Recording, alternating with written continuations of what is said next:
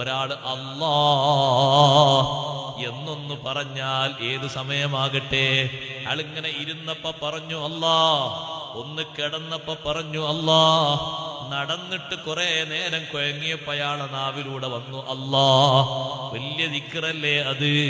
അതുകൊണ്ടല്ലേ അഷ്റഫുൽ ഖൽഖ് സ്വല്ലല്ലാഹു അലൈഹി വസല്ലമ തങ്ങൾ നാളെ മഹ്ശറിൽ വരുന്ന ഒരാളെ സംബന്ധിച്ച് തങ്ങൾ പറഞ്ഞു, മഹ്ശറിൽ വന്നിട്ട് മീസാൻ ഇങ്ങനെ തൂക്കുന്ന നേരത്ത് ഒരാളെ ഹസനാത്തിന്റെ തട്ട് വളരെ കുറവായി കാണുന്നു.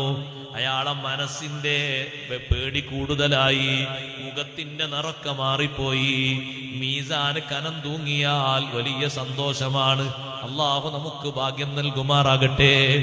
മീസാന് ഹസനാത്തിന്റെ തട്ട് കനം തൂങ്ങിക്കണ്ടാൽ ആ മനുഷ്യന് ലഭിക്കുന്ന സന്തോഷം ചെറുതല്ല. ഹസനാത്തിന്റെ തട്ട് ഇങ്ങനെ കനം കുറഞ്ഞ് തിന്മയുടെ തുലാസ് ഇങ്ങനെ കനം കൂടി വരുമ്പോ ഈ മനുഷ്യന്റെ മുഖത്തിന്റെ നിറം മാറുന്നു, വിഷമം കൂടി വരുന്നു, വാക്കുകൾ ലഭിക്കാതെ തപ്പിത്തടയുന്നു. അപ്പോഴതാ ഒരു അപരിചിതനായ വ്യക്തി മനുഷ്യരൂപത്തിൽ ഒരാൾ മുന്നോട്ട് വരുന്നു.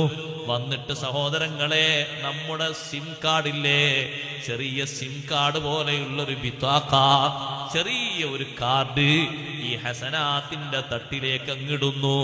ഹസനാത്തിന്റെ തട്ടിലേക്ക് ഇടുമ്പോ നന്മയുടെ തുലാസ് ഇങ്ങനെ കനം തൂങ്ങി മേലോട്ട് വന്ന് തിന്മയുടെ തുലാസ് കനം കുറഞ്ഞു പോയപ്പോ ഹസനാത്തിന്റെ തട്ട് പൊങ്ങി വന്നപ്പോ ഈ മനുഷ്യന്റെ മനസ്സിൽ വല്ലാത്ത സന്തോഷവും കുളിരും വന്നു.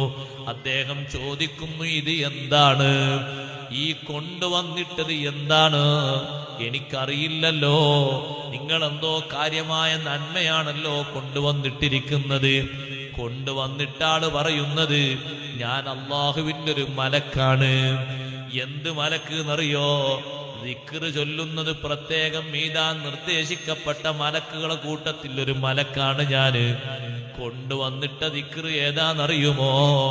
രോഗഗ്രസ്തരായി നിന്റെ വീട്ടിൽ കുറെ കാലം നീ കിടന്നപ്പോ വേദന കൊണ്ട് ചെരിഞ്ഞും മറിഞ്ഞും കിടക്കുമ്പോ നിന്നെ താങ്ങി പിടിച്ച് വെള്ളം തരാൻ വേണ്ടി, ഭക്ഷണം വാരിക്കോരി തരാൻ വേണ്ടി, വണ്ടിയിലേക്ക് ട്രീറ്റ്മെന്റിന് കൊണ്ടുപോകാൻ വേണ്ടി വെക്കുമ്പോ നിന്നെ അതാ ഒന്ന് പൊക്കിയെടുത്തിട്ട് പുറത്തേക്ക് കൊണ്ടുപോയി ഒന്ന് കാറ്റുകൊള്ളാൻ വേണ്ടി ചാരിയിരുത്തുമ്പോ എല്ലാ ഘട്ടങ്ങളിലും വേദന സഹിച്ചുകൊണ്ട് നിന്റെ നാവിലൂടെ വന്നൊരു ദിക്റുണ്ട്, അല്ലാഹ് അല്ലാഹ്